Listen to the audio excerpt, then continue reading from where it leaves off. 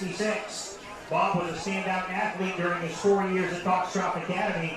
He was a key part of the resurgence of football program, being named to an All-Eastern A team and an All-Campus League team during his senior seasons. The two games he typically most remembers were a win over Stearns' his freshman year in 1963 and an unfortunate loss to the Minutemen during the senior season, the only loss to the Ponies of summer that year. During the winter, he was a sitting member of the Pony basketball team, helping the Ponies to the playoffs. His half-court shot his senior year during the PCHF won the game for the Ponies.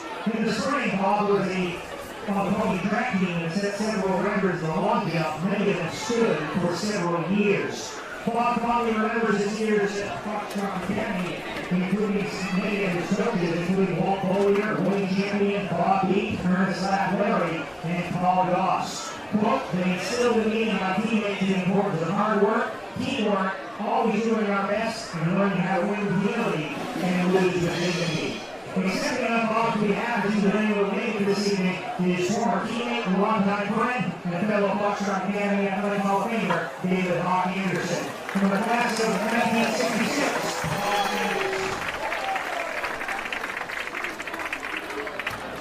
From the class of 1972, Dwayne Jimmy Warren. This was written by his classmate, Dave Albee, for the class of 1972. Dwayne Noble, who many of his friends as do, he made sweet music in more than one way at Foxcroft Academy. Not only was he team captain and most valuable player of both the football and basketball teams his junior and senior year, of 1971-72, but he was also a star in a rock and roll band. At 6'2" and 195 pounds, Dwayne, coached by Dwayne Craig, was a bruising fullback and middle linebacker who was named first-team All-LTC conference player his senior year. In basketball, he had a career-high 40 points and a 111-53 win over Matt Knoxville for coach and future Hall of Famer Sid Hansen. Dwayne's career continued while he was at River College at the University of Augusta, where at age 24 he led the team to the NSCC Tournament Championship and earned a degree in music. He eventually moved to Connecticut, where he created his own production company, Strider Communications. He evolved into a coach and a mentor for special needs children and a volunteer advocate for the homeless. From the class of 1972, Dwayne Warren.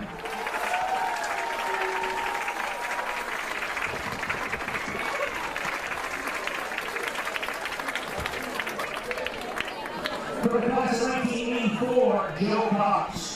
Joe was a proud member of the class of 1984 here at Foxcroft Academy. He was a 4-year player of the basketball and baseball teams at FA, helping them succeed over those 4 years. He contributed in any way he could and made all of his teams better. But where Joe really found his home was on the football field. In 1982 and 1983, Joe helped lead the Ponies into the state championship games, losing in 1982, but avenging that loss a year later with a 30-0 win over Halldale in the 1983 Class D state championship under then head coach Gary Worthing. In the 1983 season, Joe was the league's leading rusher and set a school rushing record that at the time lasted for 20 years, not broken until the 2004 season. He set an LTC conference record for touchdowns and points scored, and he was named to the first team on offense as a running back and also on defense as a safety. One of the most influential people that Joe always talked about was Coach Gary Worthing. Joe said that he was a teacher and coach that had such class. He knew how to be a great football coach, and as well as being an all-around great human being. He also thought very highly of his former assistant football coach, Kenny Grant. Sadly, Joe passed away as a result of complications from COVID-19 in the spring of 2021. But all he did to help bring FA football back to prominence, his legacy will never be forgotten. Accepting on Joe's behalf are his wife, Leanne, and his grandkids, Owen, Ava, and Thomas. From the class of 1984, Joe Cox.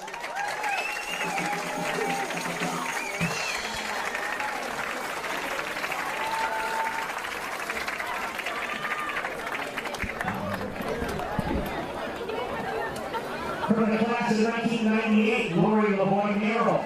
Lori spent only one season at Foxcroft Academy after her family moved from Limestone during the summer of 1997. She made the absolute most of her time here in these halls. Before coming to Foxcroft, Lori was a standout athlete for the Limestone Eagles, playing soccer, basketball, and softball for the then Class C school. As a freshman guard, she helped the Eagles to a 17-1 regular season record and a #1 seed in 1996. Upon coming to Foxcroft Academy, Lori made her presence felt instantly, helping the girls' soccer team get off the ground in their first years of varsity competition. During the 97-98 school year, she scored 24 goals for the Ponies. She was named to the Penobscot Valley Conference first team and played in the Maine State Soccer Coaches Association All-Star Game.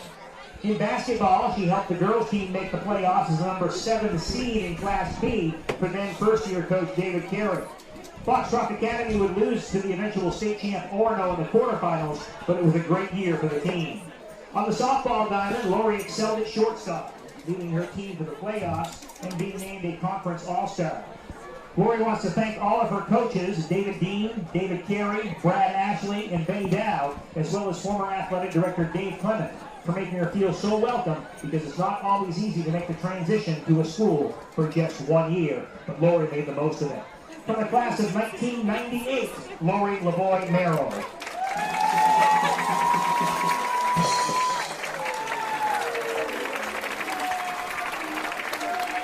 And our final inductee is no stranger to Foxcroft Academy. Luis Ayala enters the Hall of Fame thanks to hours, days, and years that he has given Foxcroft Academy student athletes, trying to make them the best they could be. Luis didn't graduate from Foxcroft, but the honor is richly deserved after all he's done for this institution. For nearly 20 years, Coach Ayala graced the soccer sidelines and the end mats of Foxcroft Academy Wrestling, seeing his teams earn unprecedented success at the time.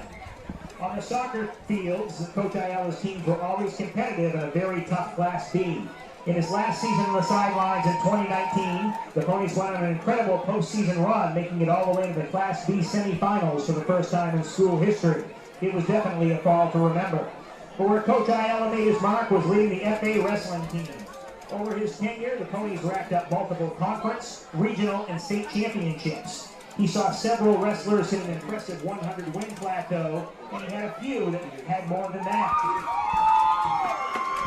More importantly, he had the opportunity to coach both of his sons, Tino, class of 2016, and Rico, class of 2020, both in soccer and wrestling. His reach was not just felt at Foxcroft Academy, though, as he led the youth wrestling and soccer programs for years and still has plenty to give back.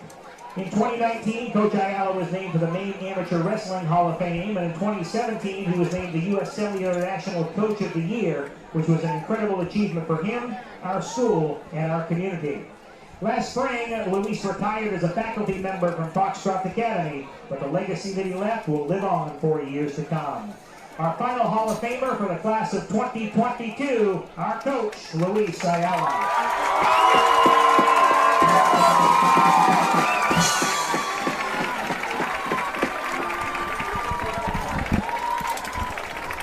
Congratulations to the 2022